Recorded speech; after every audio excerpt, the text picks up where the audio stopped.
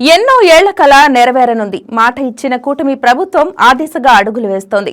ఈ డివిజన్ను జిల్లాగా ప్రకటించాలన్న డిమాండ్ నేటిది కాదు.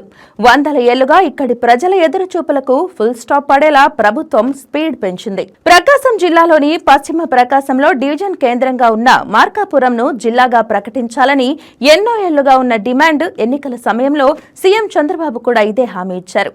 ఇక్కడి ప్రజలకు ప్రస్తుత ఒంగోలు నగరం బహుదూరమే. అందుకే మా మార్కాపురం జిల్లా చేయండి అంటూ ఇక్కడి ప్రజలు డిమాండ్ వినిపిస్తూనే ఉన్నారు.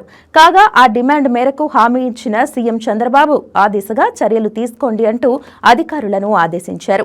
ఇదే విషయాన్ని ఇటీవల జిల్లా మంత్రి స్వామి సైతం చెప్పారు. ఇచ్చిన హామీకి కట్టుబడి మార్కాపురంను జిల్లాగా ప్రకటించేందుకు ప్రభుత్వం సిద్ధం కాగా డివిజన్ ప్రజలు హర్షం వ్యక్తం చేస్తున్నారు. ప్రస్తుతం మార్కాపురం డివిజన్ పరిధిలో 13 మండలాలు ఉండగా జిల్లా ఏర్పాటు ఎన్ని మండలాలతో ఏర్పడుతుందన్నదే ఇప్పుడు ప్రశ్న. మార్కాపురం జిల్లాకు కట్టుబడి ప్రభుత్వం తీసుకుంటున్న చర్యలకు డివిజన్ ప్రజలు జేజేలు పలుకుతున్నారు. ఈరోజు స్మార్ట్ కార్డ్ అనేది ఒకటి తీసుకురావడం జరిగింది. కార్డు క్యారీ చేసే విధంగా అందులో స్కాన్ చేస్తుంటే వాళ్ళు తీసుకుంది ఎక్కడ సమాచారం పూర్తిగా ఉంటుంది. ఇందులో కొత్తగా చేర్చుకోవాలన్నా తొలగింపులు చేయాలన్నా కానీ అది మనం గ్రామ సచివాలయం ద్వారా అప్డేట్ చేసుకోవచ్చు.